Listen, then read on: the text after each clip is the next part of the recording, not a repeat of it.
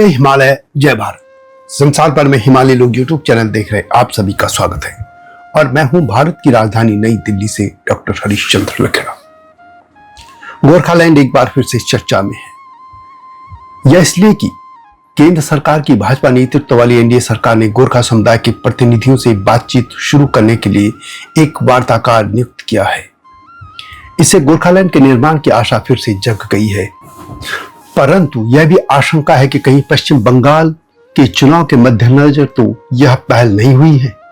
भाजपा का 2019 का वादा अब 2026 के विधानसभा चुनाव से जुड़ गया है, जबकि टीएमसी ने इस पहल का विरोध किया है। प्रश्न यह है कि क्या केंद्र सरकार इस मुद्दे का स्थायी समाधान देगी या एक बार फिर से राजनीतिक स्टंट यह सब साबित होगा। गोरखा शब्द सुनते ही निडर गोरखा सैनिकों की तस्वीर सामने आ जाती है। गोरखा वीरता का पर्याय पहाड़ी योद्धा है। जय मां काली आयो गोरखाली का उद्घोष दुश्मनों के हृदय में भय संचार करता है। हिमालय की गोद से निकले ये योद्धा भारतीय सेना के गौरवशाली स्तंभ है। गोरखा शब्द में छिपी है अटूट साहस की गाथा, जो राष्ट्रभक्त की मिसाल है। पूर्वोत्तर भारत में बसे यही गोरखा अपने लिए अलग राज्य चाहते हैं। पश्चिम बंगाल के पहाड़ी क्षेत्रों दार्जिलिंग, कलिम्पोंग, जलपाईगुड़ी और कूच बिहार के कुछ हिस्सों को लेकर एक अलग राज्य बनाने की मांग 1907 से चली आ रही है, यानी 100 साल से भी ज्यादा समय हो चुका है। गोरखाली नेपाली भाषा गोरखा समुदाय की सांस्कृतिक पहचान और विकास की पुकार से 1980 के दशक में हिंसक आंदोलन जन्मा था। सुभाष घिसिंग ने Gorkha national liberation front GNLF की स्थापना की और आंदोलन को गति दी, जिससे राज्य की मांग पर उग्र आंदोलन हुआ था। तब से गोरखालैंड की मांग को लेकर सैकड़ों लोगों की जान भी गई है। 1986-88 के आंदोलन के बाद त्रिपक्षीय समझौते से 1988 में दार्जिलिंग गोरखा हिल काउंसिल DGHC एक अर्ध स्वायत्त निकाय बना था, जबकि 2007 में बिमल गुरुंग ने गोरखा जनमुक्ति मोर्चा GJM की स्थापना की, जिसके आंदोलन के बाद 2011 में गोरखालैंड टेरिटोरियल एडमिनिस्ट्रेशन GTA का गठन हुआ, परंतु अलग राज्य एक सपना ही रह गया और इसी सपने को पूरा करना चाहता है गोरखालैंड। अब गोरखा समाज की मांग अलग राज्य निर्माण के साथ ही 11 गोरखा जातियों को अनुसूचित जनजाति यानी ST का दर्जा देने की भी है। केंद्र की भारतीय नेतृत्व वाली एनडीए सरकार ने अक्टूबर 2025 में गोरखा समुदाय के प्रतिनिधियों से बातचीत शुरू करने के लिए पूर्व उप राष्ट्रीय सुरक्षा सलाहकार डिप्टी NSA पंकज कुमार सिंह को वार्ताकार नियुक्त किया है। गोरखालैंड राज्य की दशकों पुरानी मांग को लेकर केंद्र सरकार की यह एक नई कोशिश मानी जा रही है।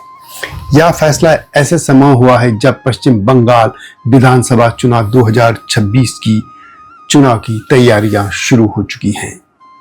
इससे पहले 3 अप्रैल 2025 को केंद्र सरकार और गोरखा प्रतिनिधियों के बीच 3 साल बाद औपचारिक वार्ता शुरू हुई थी, जिसमें गोरखालैंड की मांग और 11 गोरखा जातियों को अनुसूचित जनजाति यानी ST का दर्जा देने की मांग दोहराई गई थी।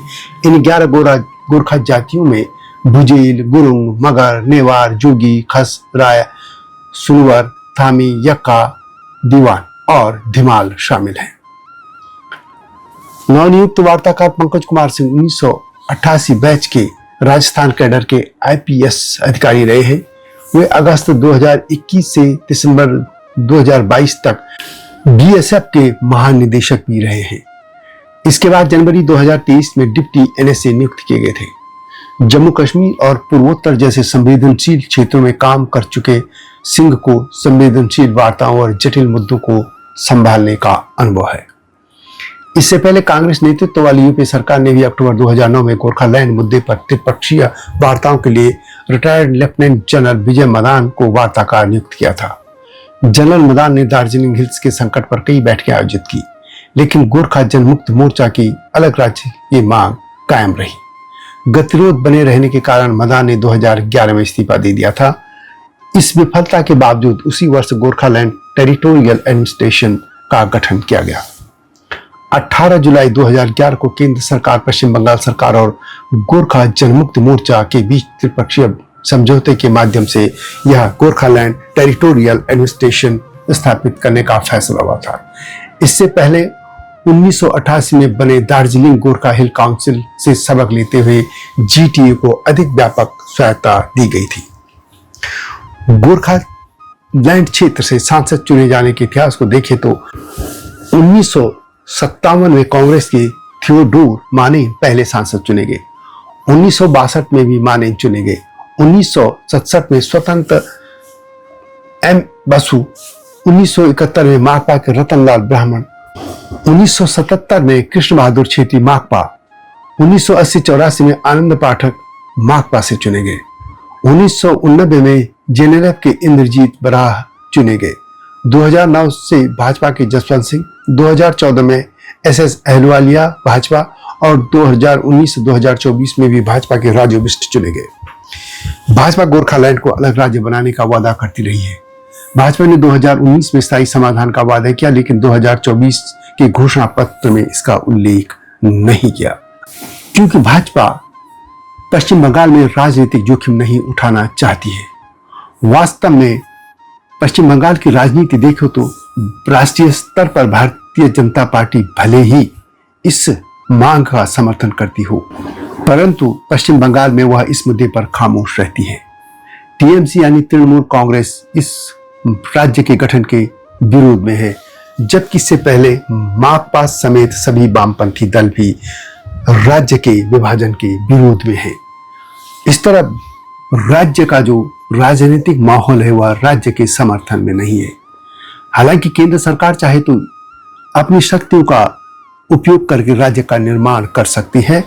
संविधान उसे इसका अधिकार देता है। इसमें सिर्फ राज्य को इसकी जानकारी देना जरूरी होता है। यह जरूरी नहीं है कि राज्य सरकार भी इस प्रस्ताव पर सहमत हो। लेकिन जिस तरीके से भारतीय जनता पार्टी पश्चिम बंगाल में अपने पांव पसार रही है, तेजी से बढ़ रही है और उसे लगता है कि भविष्य में वह सरकार भी बना लेगी, तो ऐसे माहौल में लगता नहीं कि भारतीय जनता पार्टी गोरखालैंड बनाने का जोखिम लेगी, क्योंकि बंगाली समाज इस राज्य के विरोध में है और गोरखालैंड के निर्माण में सबसे बड़ी बाधा यही बंगाल की राजनीति है। मुख्यमंत्री ममता बनर्जी ने इस नियुक्ति को एक तरफा करार देकर रद्द करने की मांग की है, यानी वे नहीं चाहती कि वार्ताकार कोई बने। वह कहती है कि इसके लिए राज्य विधानसभा की सहमति लेनी चाहिए। वैसे तो केंद्र सरकार चाहे तो गोरखालैंड का निर्माण कर सकती है, जैसा कि मैंने पहले भी कहा। उसे राज्य सरकार की मंजूरी की आवश्यकता भी नहीं है, परंतु इसके लिए भारत का शायद ही राजनीतिक जोखिम लेना चाहिए, क्योंकि शीघ्र ही पश्चिम बंगाल में विधानसभा चुनाव हो रहे हैं। गोरखालैंड के मुद्दे पर अभी और वीडियो लाऊंगा कि क्यों गोरखालैंड जरूरी है और क्या गोरखालैंड कभी बंगाल का हिस्सा रहा है। इन तमाम मुद्दों पर मैं वीडियो लाऊंगा। आपसे अनुरोध है कि वीडियो को शेयर भी कीजिए, लाइक भी कीजिएगा और चैनल को सब्सक्राइब करना न भूलना। जल्दी आऊंगा गोरखालैंड पर और वीडियोज के साथ। तब तक जय हिमालय, जय भारत। हिमालय पे पेड़ हो तो गीत गाएंगी नदियाँ, गीत गाएंगी नदियाँ। पेड़ों पे चिड़िया है तो गीत गाएंगी नदियाँ, पेड़ों पे चिड़िया है तो गीत गाएंगी नदियाँ। माँ की लोरी जैसे होते हैं नदियों के गीत।